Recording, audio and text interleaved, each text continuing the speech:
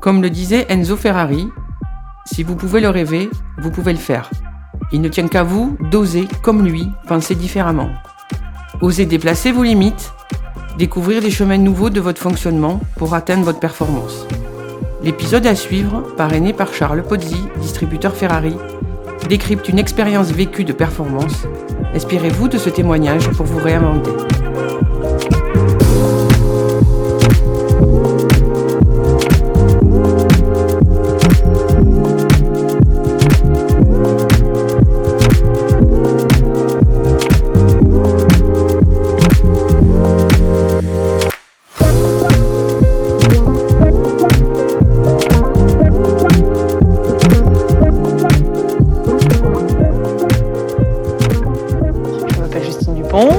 J'ai 31 ans et j'aime dire que je fais du surf. Je suis pas une surfeuse.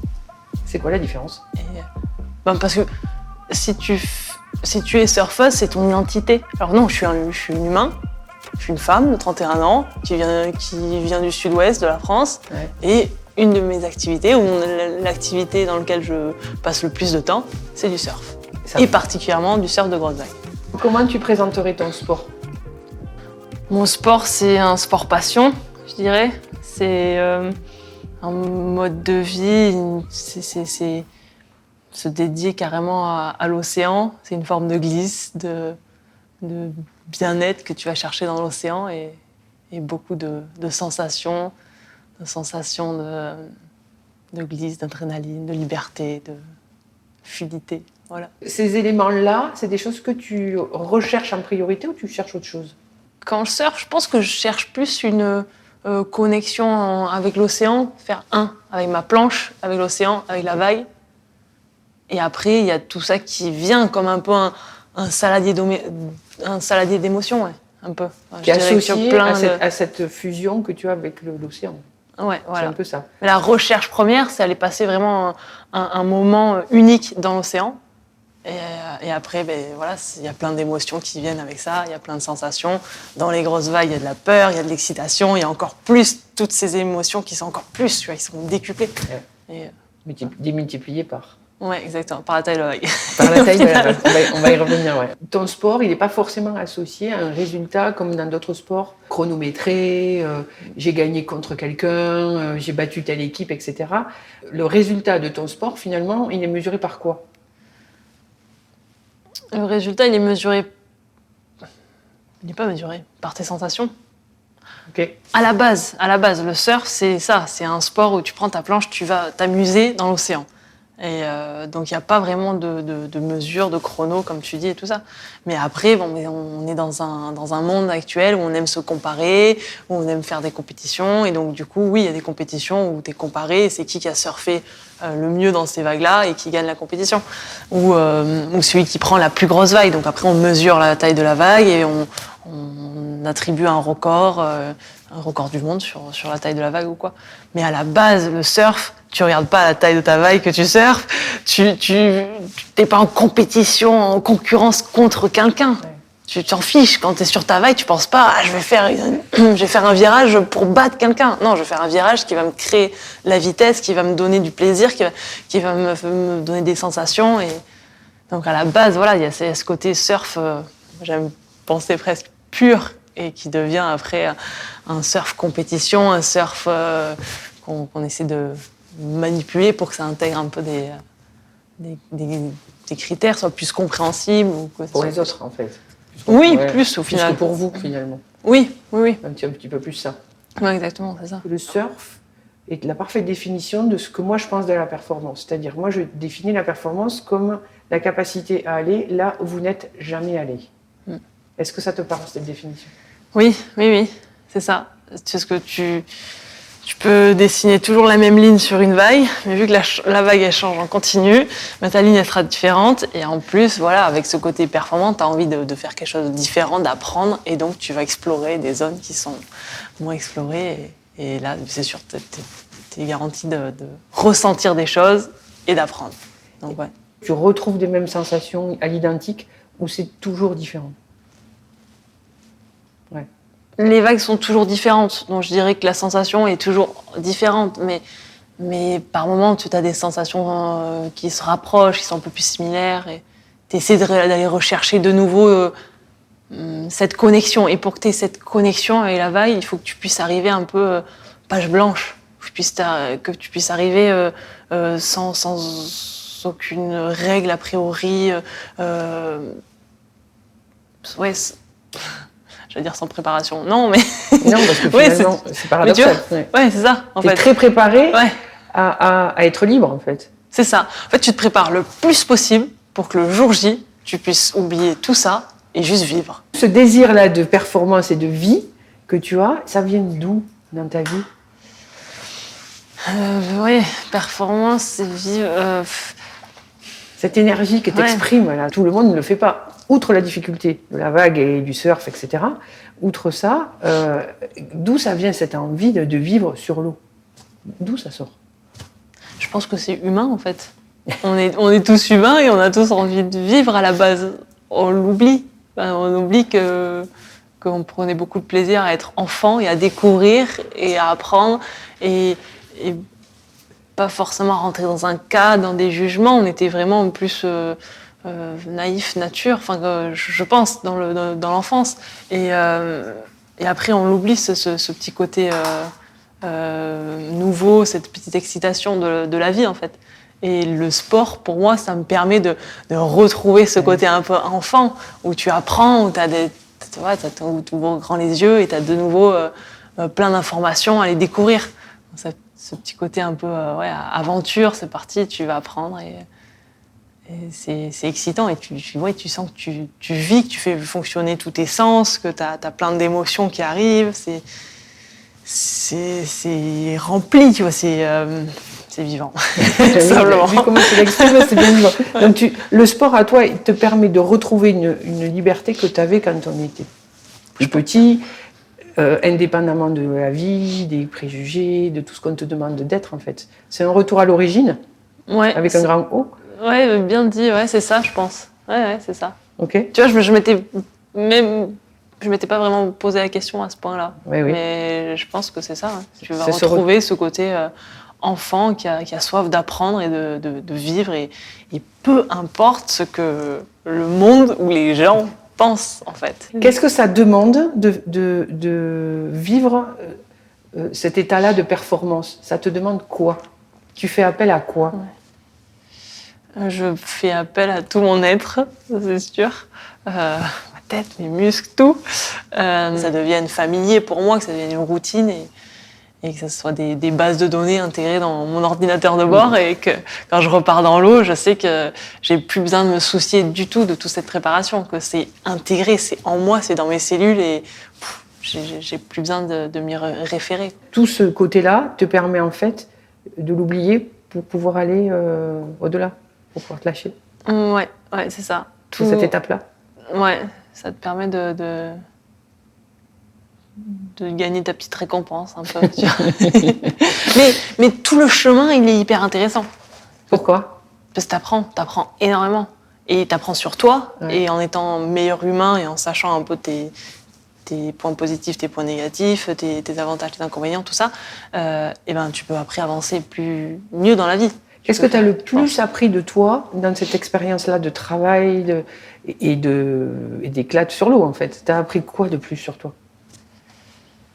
J'ai plus appris mes qualités et mes défauts, je pense. Et j'ai travaillé mes qualités pour que ça devienne ma force. Donc j'ai vraiment renforcé grâce à toi, ce côté même que je pensais presque trop enfantin, qu'il fallait presque cacher à la base. J'avais presque l'impression qu'il fallait pas que je dise que j'avais envie de surfer, que je le faisais pour le plaisir, tout ça, ça te paraît pas professionnel, ça te paraît pas bon. Donc ça, tu as envie d'un peu le renfouler, le cacher. Et après, les côtés plus... mes inconvénients, mes défauts qui étaient peut-être pas assez de rigueur, pas assez à l'opposé en fait, pas assez de structures qui paraissent plus monotones et moins rigolotes tout simplement, parce que c'est ça le surf, ce que j'aime, c'est que c'est pas du tout de monotonie, c'est tout le temps différent, c'est ça évolue, la vague est tout le temps différente, l'océan est tout le temps différent et tu dois t'adapter, tu dois être relié à ton instinct, à ton côté animal. Et alors que derrière, il faut aussi quand même une certaine base, une structure et avoir la rigueur qui s'adapte à mon sport. C'est pas une rigueur qu'on peut avoir dans d'autres sports. La performance que tu fais, ça implique quoi dans ta vie? Ça demande quoi? D'être hyper relou. Relou à souhait. En fait, c'est que tu es impossible à vivre, en fait. Oui. C'est ça. Pour quelle raison tu dis ça? Parce que tu es dédié à ta performance. Donc tout ce qui passe, qui est à côté, ça passe secondaire. Donc, donc ton entourage la aussi, famille, finalement. le copain, tout ça, oui. Fred, désolé. Non mais oui, il y a ce petit côté-là qui paraît hyper égoïste. Et au début, j'aimais pas ça et je comprenais pas ça, j'acceptais pas en fait, que j'étais hyper égoïste et avec un gros ego. Ouais. Et finalement, tu apprends à déjà le réaliser, parce que je ne savais même pas, j'en avais pas pris conscience, et après à être complètement OK avec ça. Parce qu'en fait, si tu es bien avec toi et si tu te permets d'être, pour moi, la plus égoïste possible pour performer, après, la suite, c'est que je suis heureuse, je suis bien, j'ai l'impression de faire bien les choses à ma façon, mais comment je devrais les faire. Et du coup, je suis bien après avec les autres. Donc au final, les autres, ils sont heureux. Ce que tu es en train de dire, voilà. C'est que ta performance te permet d'être heureuse. À partir du moment où tu es heureuse, tu peux le partager avec les autres. C'est ça. Alors finalement, j'ai appris que freiner ce que j'avais envie, c'est de passer du temps pour me dédier à ça, au surf et à ma préparation. Mais finalement, le fait de le freiner et de passer plus de temps avec mes proches et tout ça, mais c'était pas bon parce que c'était faire les choses à moitié en fait. Ouais, et t'étais pas heureuse. Et j'étais pas heureuse, donc je pouvais pas partager non plus. J'avais presque envie de les rendre responsables de mes choix qui étaient à moitié en fait. Je sais pas, la préparation mentale dans le sport à la base, dans le sport de haut niveau, c'est pas quelque chose qui est hyper naturel. On vient pas vers ça hyper facilement.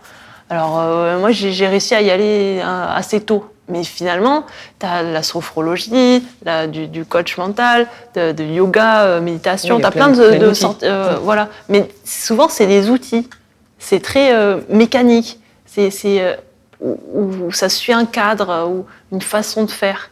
Et en fait, on est tous uniques, donc il n'y a pas une recette magique. Il y a une façon de faire les choses appropriée à chaque personne. Et c'est ce que j'ai compris avec toi, c'est que oui, mais pour moi, peut-être que tenir 1 heure par jour quelque chose, c'était une rigueur énorme que je me demandais. Mais donc, comparé à quelqu'un d'autre, ça paraît rien du tout. Mais pour moi, c'était hyper important et un effort énorme. Et du coup, c'était hyper important de comprendre ça, qu'on est chacun, on est tous uniques et que la préparation, elle doit être unique et à chaque fois, il n'y a pas une recette. J'ai appris à accepter qui je suis et à jouer avec tout ça, en fait. Plutôt qu'essayer d'aller chercher des choses un peu plus à l'extérieur, des outils que je pouvais intégrer. Non, c'est comment je suis et après... en fait, c'est normal d'être comme ça, ou alors c'est pas normal, mais c'est pas grave, c'est très bien, c'est moi, voilà. À la fin de ton activité sportive, ouais. Tu vois ce que je vais te poser comme question, je suppose. Tu vas te connaître parfaitement bien dans qui tu es. Oui et non. En fait, oui, je me connais très bien, mais on évolue tous les jours. C'est ça qui est dur aussi à comprendre pour moi, c'est que c'est pas, il n'y a pas de fin en fait. Ouais. Tu apprends en continu, tu évolues en continu, donc tu dois adapter ce que tu as besoin en continu. Et donc oui, je me connais bien mieux, mais je pourrais pas dire que je me connais à 100%. Ouais. Sinon, ce serait lassant. En fait, tu te surprends plus. Alors qu'au moins chaque jour, tu continues de te surprendre, tu continues d'aller chercher des choses que tu as l'impression qu'ils sont hors toi, tu sors de ta zone de confort, tu dépasses tes limites. Non, tu es toi et tu vas picorer un peu à l'extérieur encore. Et c'est ça qui est sympa. Donc, ce qui veut dire que ta performance sur l'eau, tu comptes la continuer finalement dans ta vie normale après? Oui, Oui, mais déjà, je prends des choses de la vie normale pour l'amener sur ma planche et dans la performance sur l'eau. Donc finalement, c'est pareil. Voilà, c'est ça. Le sport que tu fais, on l'associe toujours à une prise de risque énorme. Et des gens disent, elle prend des risques insensés, presque, disent, mais pourquoi elle fait ça, quoi? Déjà, première question, moi, est-ce que tu prends des risques de manière insensée? Je pense pas. Je prends des risques qui sont proportionnels à ma préparation. Donc pour quelqu'un qui n'est pas préparé, oui, c'est des risques insensés. Pour moi, vu le nombre de fois que je l'ai fait, vu comment je le fais, avec qui, le temps que j'ai passé à préparer tout ça, c'est bon. Est-ce que la prise de risque avec la notion de liberté, derrière, elle est liée? C'est-à-dire, plus tu prends des risques, plus tu te sens libre? Pas forcément. Pas forcément. Plus tu prends des risques, plus tu vas apprendre et grandir ta zone d'expression, agrandir cette zone-là.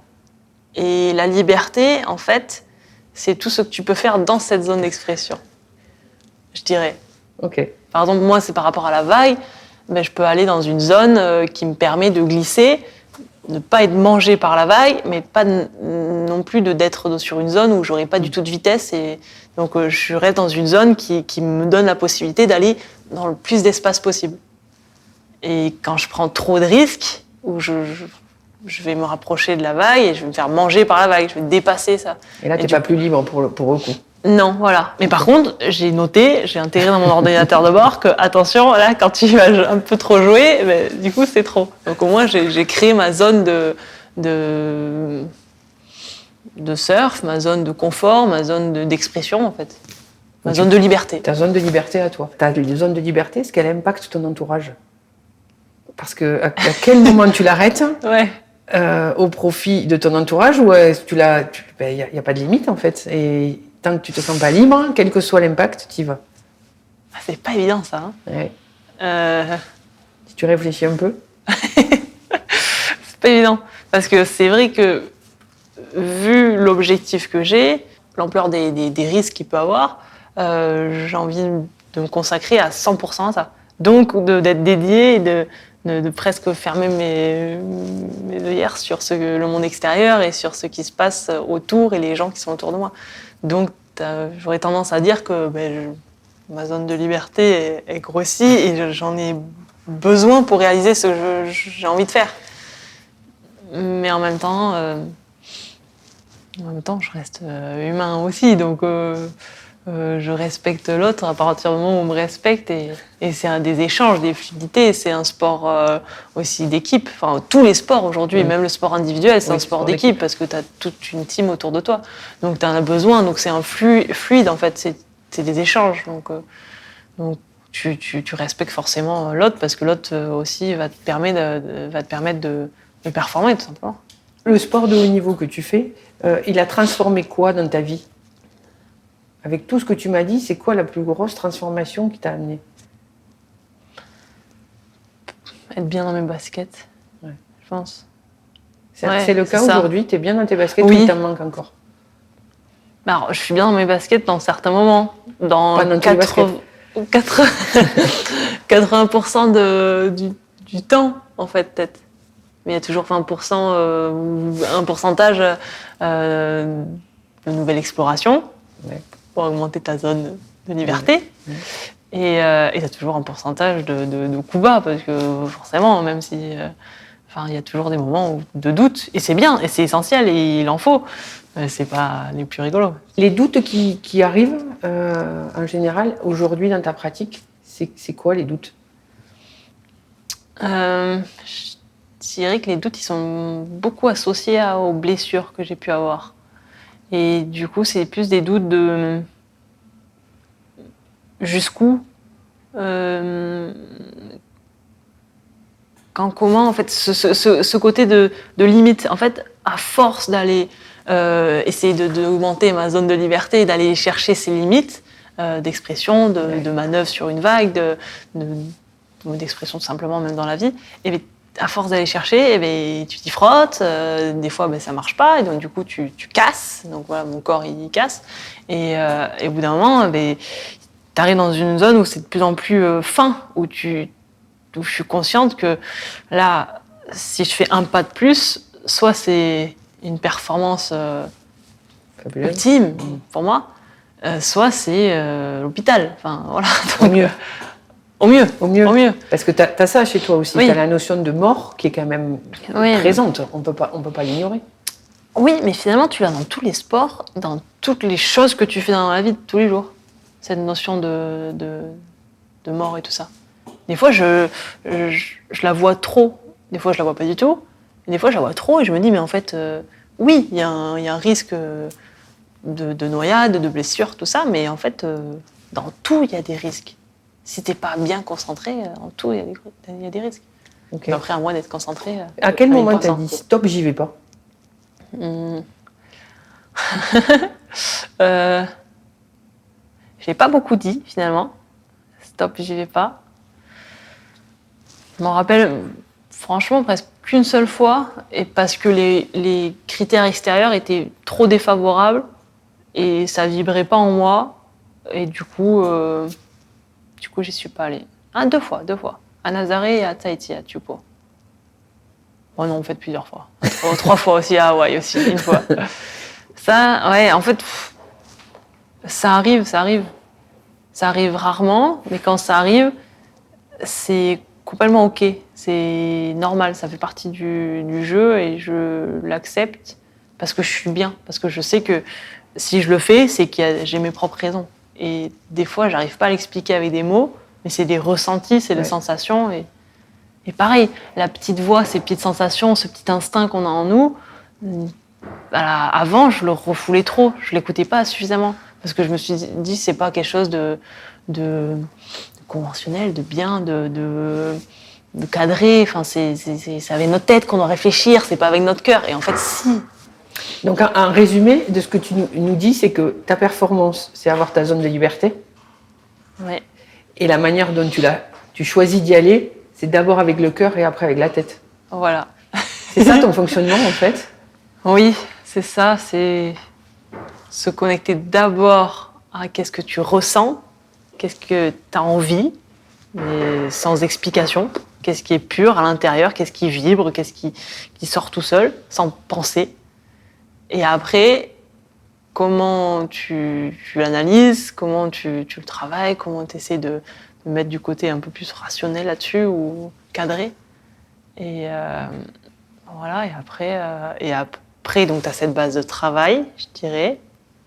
Et après, tu as le jour J où tu te reconnectes de nouveau, c'est un cycle, tu te reconnectes de nouveau au cœur. Au cœur. Et tu oublies tout. Et tu oublies tout le reste. Ouais. Tu fais partie des gens qui ont surfé les plus grosses vagues du monde, je ne sais plus combien, c'est quoi, 23 mètres oui, on sait pas vraiment, et des poussières, ou un truc comme ça. À quel moment tu dis, là, j'y vais parce que je vais être plus libre que jamais? Ouais. Mais c'est ça, tu vois, c'est pas. Tu peux pas l'expliquer, c'est à l'intérieur, c'est plus animal. Et quand ça a vibré, l'animal, là, quand ça t'est arrivé, si tu te reconnectes, t'as ressenti quoi? Rien et tout. Parce que tu es dans l'instant présent, donc t'as pas de mots ou d'émotions associées à ça.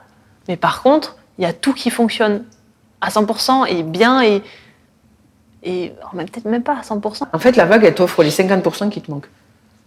Tu es en équilibre, et tu vas chercher tes 50 autres % pour faire du 100%. Voilà. C'est ça? Ouais, c'est un peu ça. Et même au niveau physique, c'est même imagé par rapport à moi qui va descendre une vague, je suis sur ma planche, et si j'ai les jambes complètement tendues, j'ai plus de possibilité de me détendre. Ouais. Si j'ai les jambes complètement fléchies, j'ai plus de possibilité d'être fléchie. Donc si j'ai les jambes à 90 degrés, j'ai la possibilité de me détendre et de me fléchir. Et c'est ça dans tout mon corps, et dans tout mon esprit, dans tout. En fait, toi. Je suis à un équilibre parfait où je peux aller chercher plus ou moins. J'ai de la marge en haut et en bas, en fait. Et c'est ce que tu recherches, en fait. Oui, c'est ce que je recherche. Mais la perf, c'est ça, c'est de pouvoir être bien, être libre, être en équilibre et d'être prêt à tout ce qui va se passer à l'extérieur. Parce que même dans un sport qui bouge pas, je me dis que tu as toujours des trucs extérieurs. Et au moins, t'es bien, et donc t'es posé, et ce qui va se passer, mais tu peux être dans l'instant, tu peux être dans l'attention et réagir, quoi. Dans ce que tu décris, il y a une part de conscient et d'inconscient, tu es d'accord avec ça? Oui. Mais je pense que l'inconscient, tu le travailles aussi. Oui. Comment tu fais? Avec cette base de données énorme. Je dirais, tu vois, il y a un truc, je sais pas si j'avais entendu ça ou quoi, mais en tout cas, t'as le chat qui attend la souris. Et le chat, s'il est attentif, il est attentif naturellement, en fait. Donc, il regarde, mais il est concentré sur la souris. Mais, je sais pas comment dire, il n'est pas concentré non plus. Il est juste là, il est présent, et s'il y a la souris qui sort, il va la manger. Mais par contre, s'il reste concentré sur la souris en continu, il va s'endormir tellement c'est énergivore. Et c'est ça un peu ce que je fais. C'est pas un effort. C'est à la base le temps que tu mets pour travailler, oui, c'est un effort. Mais le jour J, quand tu es là en train de surfer ta vague, quand tu es le chat en train d'attendre la souris, tu es dans l'attention. T'es bien, t'es ouvert, t'es attentif à tout ce qui se passe, mais t'es pas concentré sur quelque chose. T'es concentré, c'est trop bloquant, c'est trop énergivore, donc tu es fatigué, donc t'as une limite. Alors que de l'attention, t'as plus de limite. Tu peux rester là des heures et des heures. Le chat, il peut rester là toute sa vie. Et est-ce que à ce moment-là, c'est là où tu te sens la plus vivante? Oui. À ce moment-là, tu te sens à ta place. Ça, c'est bien. C'est agréable. Ouais. C'est jouissif? Oui. Alors que c'est hyper simple d'un côté. Oui. Parce que t'as pas besoin de surfer une vague, de machin, tu te sens juste là, bien. C'est ce moment-là que tu identifies très bien. Ouais. Quelles sont les limites que tu t'imposes dans ton sport, dans ta vie? Est-ce que tu t'en imposes déjà? Et si oui, lesquelles? J'essaie de me mettre dans une position où je peux accepter toutes les opportunités qui arrivent sur une vague ou comme dans la vie. Après, donc je le vois pas, limite, j'ai un peu trop ce côté négatif. T'en as pas finalement? Donc non, j'ai pas de limite. Je choisis de m'arrêter là parce que j'en ressens le besoin, parce que tout ça. Mais je le vois pas comme une limite ou quelque chose où moi me fait que j'arrête parce que j'atteins un truc, non. Non, parce que quand t'atteins, t'as encore envie d'aller. Qu'est-ce qu'il y a après? Tu vois, t'as encore envie d'aller. Y aller encore et encore. Oui. C'est quoi ta qualité de personnalité qui fait que tu arrives à cette liberté, à ce choix sans limite et à vivre pleinement ce que tu as à vivre? Je dirais le côté. Ouais, liberté. Ah, choix, attends.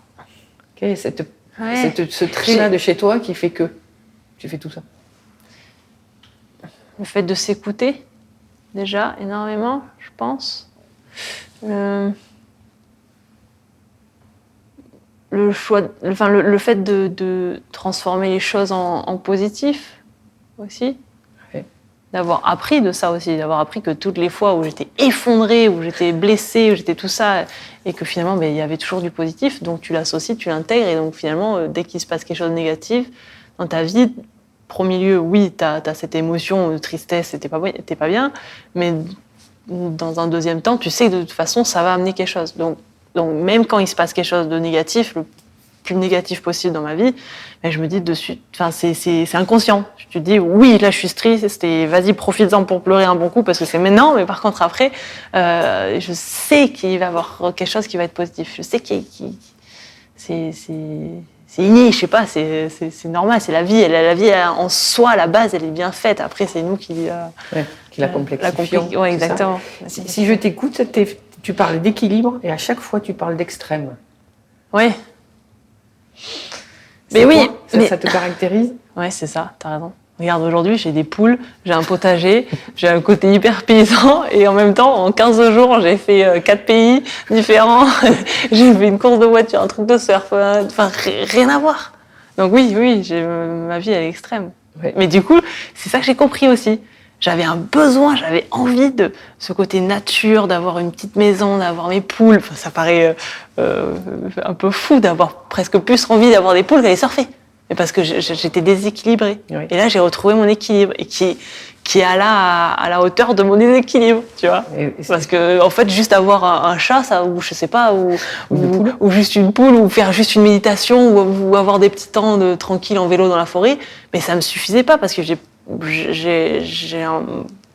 un déséquilibre qui est trop important sur le côté danger, vent, sortir de sa zone extrême, de violent, de changeant et tout ça.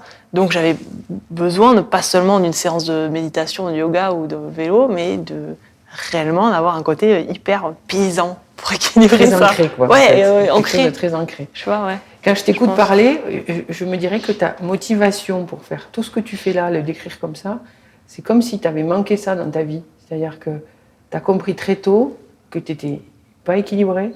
Déséquilibré. J'ai compris que je déséquilibré. Et que tu avais un pôle, mais tu n'avais pas l'autre pôle à l'extrême pour équilibrer ça, en fait. On dirait que tu avais un poids, mais tu n'avais pas l'autre, donc tu ne pouvais pas être équilibré. J'ai l'impression que tu es allé chercher ça très vite. Ouais, c'est vrai. Mais peut-être que j'étais déséquilibrée dans le bon côté. J'avais un bon cocon, j'étais bien. Plus famille normale, en France, plus normale. Ouais, et ça en t'allait fait, voilà, je suis allée chercher autre chose. J'ai cherché peut-être presque plus.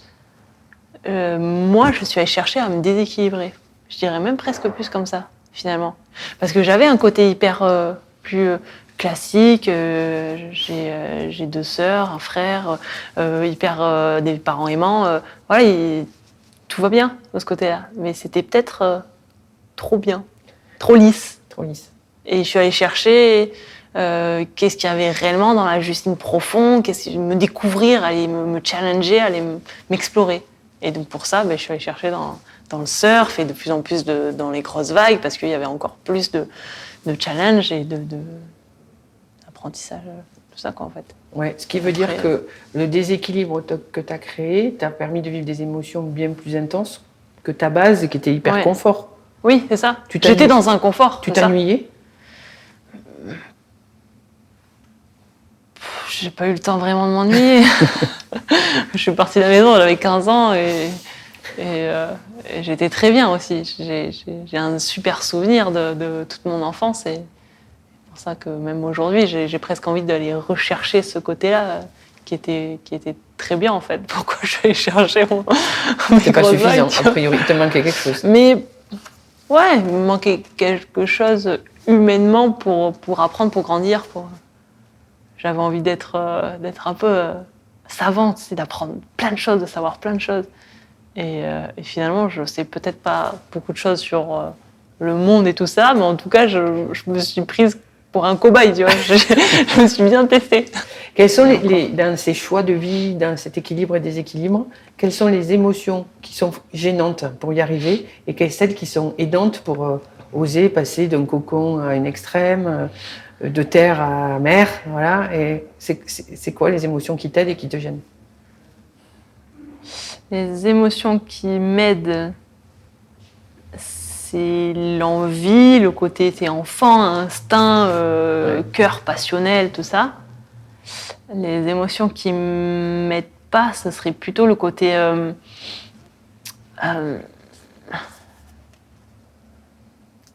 je devrais, ce côté plus obligation, non-liberté, ouais, obligation pour faire partie d'un cadre de société, de famille, de couple, je sais pas, tout ça, ouais. Tout le devoir, la notion de devoir te dérange en fait. Je dois faire, je dois être, ça te gêne. En fait, on devrait tous rien devoir. On devrait tous juste faire ce qu'on a envie. Ça paraît complètement insensé et naïf de dire ça et enfant et tout, mais ouais, on a le devoir de prendre nos responsabilités pour faire les bons choix et pour suivre nos envies. J'étais dans un côté hyper sain, mais en fait, j'allais pas apprendre beaucoup de choses. Donc du coup, j'avais un petit cri en moi qui me disait j'ai le devoir d'aller apprendre parce que là, t'as tout déjà, mais va chercher vraiment qui tu es au fond de toi pour savoir est-ce que tu as réellement tout, est-ce que c'est ce qui te correspond ou pas. Parce que tu nais dans une famille, dans un cadre, avec des caractères et tout ça, mais tu sais pas réellement, est-ce que c'est vraiment moi, est-ce que ça m'appartient, est-ce que je sais pas, enfin tu sais, t'as envie d'aller savoir, creuser en toi pour te regarder dans 20 ans et dire oui, j'ai fait les choses bien et j'étais à ma place. Je sais pas, j'étais dans les mauvaises chaussures toute ma vie, tu vois. J'ai cru que j'étais bien pour faire quelque chose et en fait, c'était pas du tout. Ma voix était complètement ailleurs. Et tu le vois, il y a plein de gens qui sont plus âgés, qui changent complètement de vie et qui sont plus éveillés ou quoi, j'ai l'impression, après, parce qu'ils suivent leurs rêves. Mais les rêves, on en avait quand on était enfant et il faut les suivre dès le début, en fait. Il faut le garder. Ouais, voilà. Ok. Ouais. Est-ce que dans l'interview qu'on a eue toutes les deux là, est-ce que tu t'es sentie libre? Oui, libre complètement d'expression, ça c'est sûr. Peut-être trop libre d'ailleurs, parce qu'après je vais peut-être le regretter, mais non en fait, parce que regarde. Non. Conforme à toi? Oui, conforme à moi, c'est sûr, c'est sûr. Okay. Après, là, je pense que aussi tu me mets dans des bonnes dispositions, où je suis bien, où je suis dans mon bien-être, mais c'est sûr que tu connais aussi les côtés où ça va moins bien. Et là, des fois, tu as l'impression de payer un choucroute, que ça avance pas, que c'est pas bon, que plein de doutes et tout ça. Mais je sais aussi comment tu t'en sors. Tu peux nous expliquer comment tu fais pour t'en sortir de cette choucroute? Je me reconnecte à moi à chaque fois. Je vais aller chercher vraiment je vais aller chercher en moi ce qui vibre et ce qui n'est pas des mots, des phrases ou des pensées, mais ce qui est là. Ouais, c'est des trucs qui s'expliquent pas, mais... Finalement, tu as hyper confiance en toi pour t'écouter comme ça.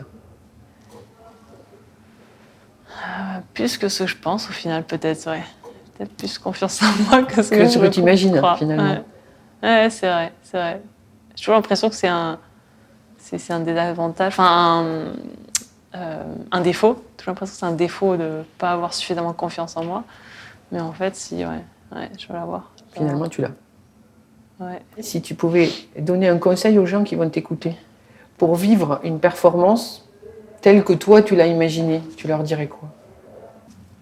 Donc, je dirais en premier lieu, aller chercher vraiment du côté enfant, tes rêves, ta passion, ton amour, ce que tu as envie. Et après, construire ta petite recette magique, aller chercher les ingrédients. Donc, avoir le plus d'ouverture d'esprit, bien s'entourer, faire une grosse base de travail. Tous ces ingrédients pour après mettre ton gâteau au four et profiter de le manger. Donc, je dirais, c'est ça. C'est vraiment ne pas avoir peur de suivre quelque chose que tu as envie profondément, peu importe si ça paraît pas un rêve ou si ça paraît un rêve trop grand, trop petit. Si c'est en soi, on s'en fiche des jugements trop grands, trop petits. Qu'est-ce qui fait vibrer? Et après, s'il y a de l'envie, il y aura de l'énergie à mettre là-dedans, quoi, en fait. C'est un puits sans fond. Après, quand tu arrives tu respectes ce que tu as réellement envie, t'as de l'essence pour toute ta vie, quoi, en fait, tu vois. Et après, il faut bien l'utiliser, bien s'entourer, tout ça, pour avoir tous ces petits moments où tu vis à 100% et tu touches ce petit côté, j'aime à dire un peu super pouvoir. Mais en fait, c'est juste être là et utiliser tous ses sens dans un équilibre parfait. J'allais dire à 100%, même pas. Utiliser tous tes sens dans un équilibre parfait, tu vois. Et ça, tu peux l'avoir plein de fois dans ta vie, en fait. Chaque journée, chaque chapitre, enfin, tu vois, c'est des chapitres de vie, chaque recette, tu vois. Aujourd'hui, je vais vivre quelque chose de fort parce que je vais suivre mon cœur et j'ai envie de mettre ce petit challenge-là. Et demain, c'est encore autre chose. Et puis après, tu as le gros objectif qui est vraiment quelque chose qui est encore plus fort pour toi. Plus tu vas bas, plus c'est dur, plus tu dis que là, c'est la cata, je suis à 2 doigts d'abandonner. Et plus le résultat, après, il est dingue. Ah, c'est la vague qui m'a cassé, qui m'a pété l'épaule, pété le genou, qui m'a mis en vrac. Mais c'est la même vague qui m'a fait... qui t'a fait être... briller. Et c'est la plus belle vague que j'ai prise de toute ma vie. C'était au même endroit. Voilà. Donc, il faut y croire. Bonne conclusion. Ouais. Merci. C'était top. Cool.